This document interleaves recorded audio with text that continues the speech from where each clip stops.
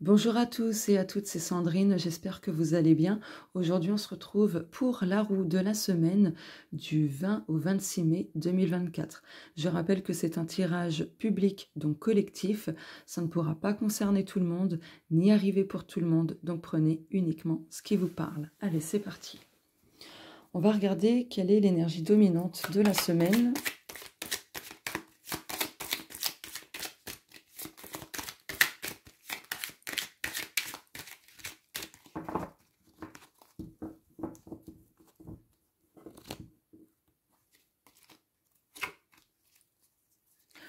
Oh, libération, mais c'est génial. Ouais, c'est une question de temps, mais un temps plutôt court. Ouais, là, il y a de la libération, c'est génial. Je vais mettre ça là. Hop, le combat. Bah voilà, après une période de lutte, de résistance, de combativité, etc. Du coup, là, même si ça avait mis du temps, c'est bon. Il y a encore un petit laps de temps à attendre, mais là, vous êtes en pleine libération. Donc, il y a une situation qui se libère, qui se dénoue, etc. Voilà, vous adaptez ça selon ce que vous vivez et selon le domaine concerné. Pardon. Bah, ça commence bien.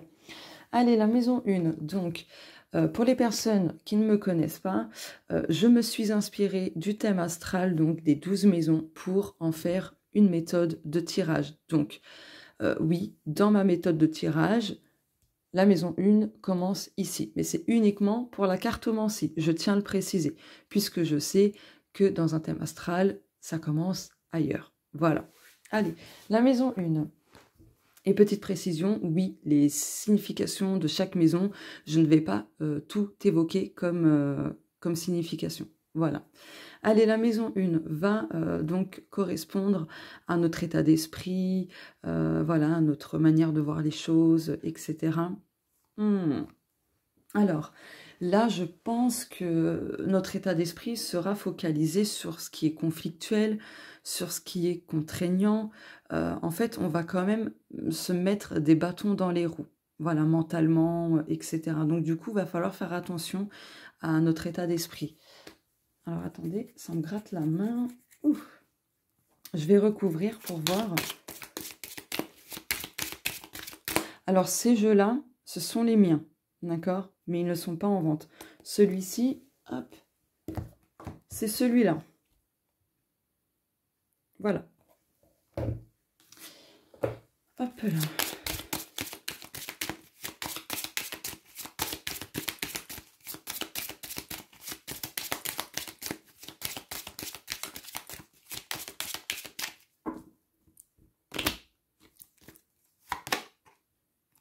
Ah, les montagnes. Ouais, en fait, notre état d'esprit sera focalisé sur nos obstacles, nos blocages, nos problèmes, etc. Donc du coup, il faudra faire attention à ça, à ne pas encore suralimenter nos problématiques, nos obstacles, etc. Il y a la libération. C'est encore une question de temps, mais un temps plutôt court. D'accord? Voilà. Et plus, en fait, on va se focaliser sur les obstacles, les problèmes, etc., malheureusement, on nourrit encore plus la situation. Voilà. Sans vous faire culpabiliser. Décidément, ça me gratouille la main. La maison 2, c'est le domaine matériel, financier. Hop, ok. Là, il y a des choses qui se coupent. S'il y avait des problèmes financiers, des dettes, etc., je pense que certaines personnes vont réussir à régler une situation financière qui était plutôt instable, contraignante, etc.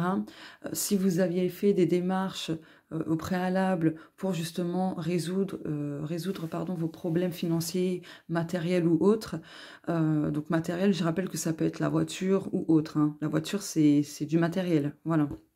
Eh bien, là, vous récoltez les fruits de vos efforts, de ce que vous aviez mis en place, etc.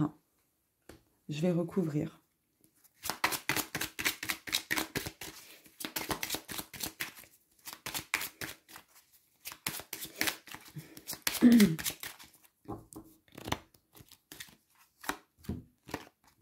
Ah, les étoiles, vous voyez, là, l'univers va vous envoyer ce dont vous allez avoir besoin.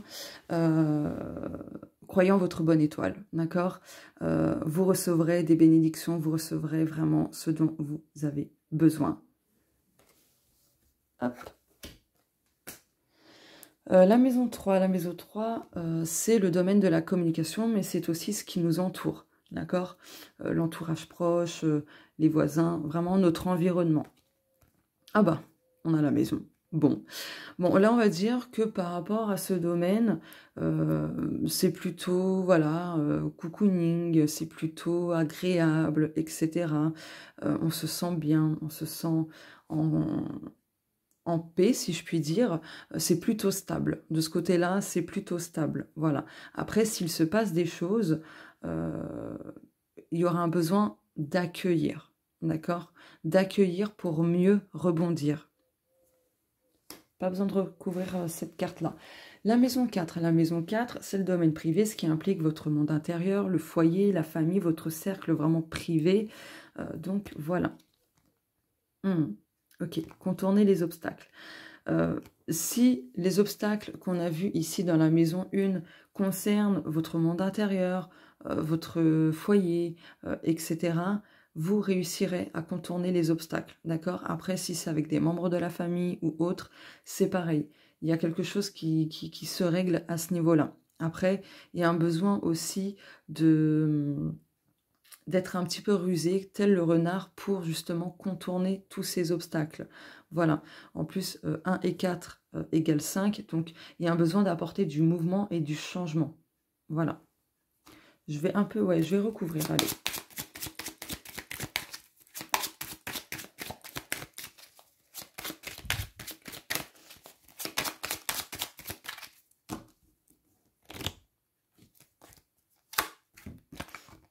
Les souris. Ouais, s'il y a des problèmes, du stress, de la négativité, il y a un besoin. Ah bah regardez, 2 plus 3 égale 5. Vous voyez, vous avez besoin de switcher vers le positif. Donc, je pense qu'il y a un lien, en fait, avec votre état d'esprit. Vous voyez, il y a un besoin de se mettre en mouvement, en action, d'apporter quelques changements. Voilà. Hop, je vais mettre comme ça parce que j'ai pas assez de place. Donc 1, 2, 3, 4. La maison 5. La maison 5, c'est le domaine sacré, ce qui implique vos besoins perso, vos projets personnels, les émotions, etc. Bah là, il y a quelque chose qui se révèle. Il y a une nouvelle qui arrive vers vous cette semaine par rapport à un projet ou peu importe. Là, il y a quelque chose qui arrive vers vous. Je vais recouvrir.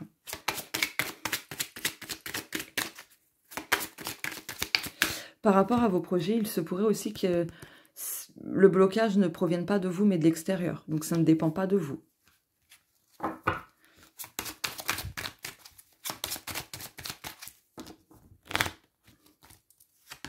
Oula, ma bague. Ah, la maison. Ouais, donc là, ce qui arrive vers vous, c'est quelque chose de sérieux, d'accord? Quelque chose de sérieux. Le mot qui me vient, c'est définitif. Voilà, bon, ça ne va pas concerner tout le monde, mais voilà. Avec le 4, c'est la stabilité. Mais il y a un besoin de revoir certaines bases, de reconstruire peut-être des choses, vous voyez, de bâtir vos projets sur des bases solides. Donc, 1, 2, 3, 4, 5, 6. La maison 6, c'est le domaine du quotidien, ce qui implique les obligations, le travail, même si le travail, c'est dans la maison 10. Bref, ça concerne aussi le bien-être au quotidien, les routines, etc. Ah, la souris. Bon, on voit qu'il y a quand même du négatif, on a tendance à se ranger, et cette semaine, bah, il y a beaucoup de personnes qui vont se stresser, qui vont se ranger, donc il y aura un besoin de changer ça, en mettant en place de toutes nouvelles choses, ou mettre des choses en fait qui vont venir stopper le stress, stopper le sabotage, stopper tout plein de choses qui vous tirent vers le bas. La maison 7, c'est le domaine amoureux et relations de cœur. Donc les relations de cœur, pardon, c'est amis, famille, etc. D'accord? Voilà. Et la maison 7, c'est le miroir de la maison 1. Ah, vous voyez? Bien-être, santé, ancrage, patience. Voilà, donc en fait, vous avez besoin de vous ancrer déjà dans un premier temps pour faire écho à la maison 1. vous ancrer vous fera beaucoup de bien et ça vous permettra en fait d'apaiser votre mental.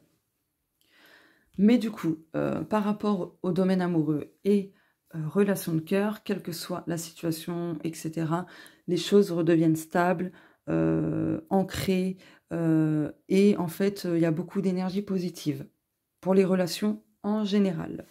Donc voilà, il y a une force retrouvée, il y a un bel équilibre, une belle harmonie qui est retrouvée à partir de cette semaine dans la vie amoureuse et dans les relations de cœur en général. Si vous êtes célibataire, peut-être que vous allez comprendre quelque chose, ce qui fait que ça va venir rééquilibrer vos énergies, rééquilibrer beaucoup de choses et que par la suite, vous allez attirer quelqu'un. Donc là, c'est pour les célibataires. Donc 7, 8. La maison 8, c'est le domaine du changement, donc tout ce qui est transformation, métamorphose, etc. Donc là, pour qu'il y ait les changements souhaités, les transformations souhaitées, et ainsi de suite, il y a un besoin vraiment d'écouter cette semaine votre intuition, de voir les choses au-delà de ce qu'elles sont. Alors j'ai mis pause pile à 11 minutes 11. J'ai pas fait exprès. Voilà. Enfin bref, donc il y a un besoin aussi de changer la façon de voir les choses sous un angle différent. Ce qui vous permettra en fait de mieux comprendre les choses et de mieux réagir face à certaines choses. La maison 9, c'est le domaine spirituel, ce qui implique du coup la spiritualité, tout ce qui est énergétique, les guides, l'univers, etc. et l'animal totem. Donc on a les poissons. Donc dans ce domaine-là, les choses deviennent fluides, il y a de l'abondance, le flux est vraiment parfait. Donc c'est génial. Après, côté émotionnel, vous allez conscientiser des choses émotionnellement, mais avec la symbolique spirituelle. Voilà. Est-ce que je prends une carte? Ouais, une carte pour les animaux. Allez, on va voir quel est l'animal qui va nous accompagner cette semaine.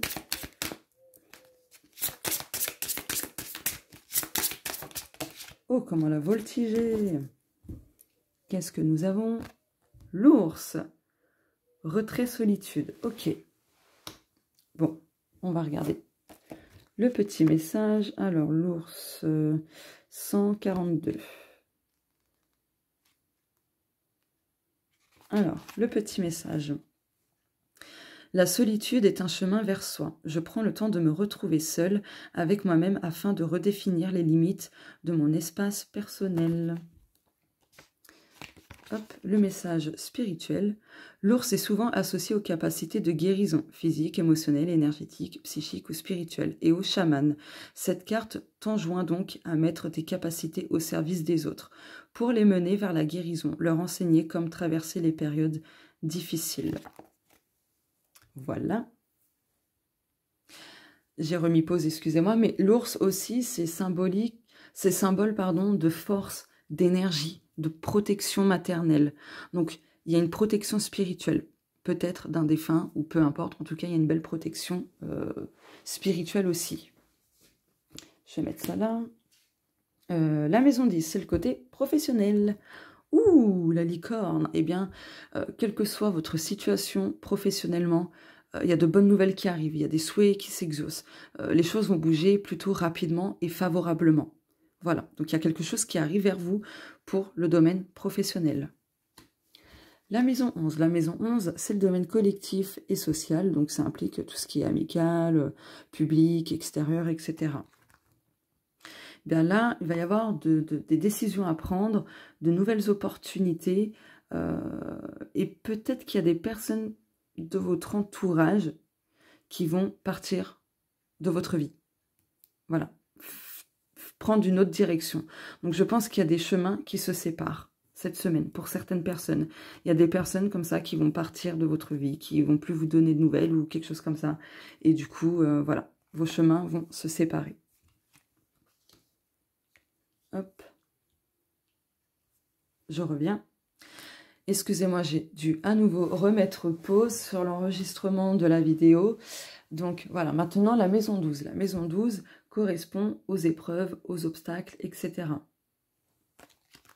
La lune. Donc Là, si les épreuves, les obstacles concernaient le domaine émotionnel, je pense quand même, parce qu'on a quand même la libération, hein, n'oubliez pas, là, les choses se libèrent, c'est bon, vous commencez... En plus, bah oui, ici, on retrouve la libération, vous voyez. Donc là, il y a des choses qui se terminent, je pense, émotionnellement. Vous allez pouvoir souffler. Ah, j'ai eu 15-15 maintenant. Vous allez pouvoir souffler, mais je vais recouvrir. Il y a des choses qui se libèrent, hein, de toute façon. Des choses conscientisées. Ah, ça fait 2 cartes. Bah, vous voyez, on a le cercueil. Le fardeau émotionnel prend fin. Voilà. Le fardeau émotionnel prend fin à partir de cette semaine. Et ce qui est drôle, mais oui, je viens d'y penser, c'est que cette semaine, le 23 mai 2024, c'est la pleine lune. Voilà. Tout s'explique. Donc, je crois que ça va être le titre de cette vidéo. Le fardeau émotionnel prend fin. Je crois que ça va être ça. Il faut que je le note. Non, c'est bon, je vais retenir. Donc voilà, si c'était une épreuve pour vous émotionnellement depuis quelques temps, des mois, des semaines, peu importe, ça prend fin. Voilà. Bah écoutez, je vous souhaite une belle semaine et on se dit à plus tard. Ciao!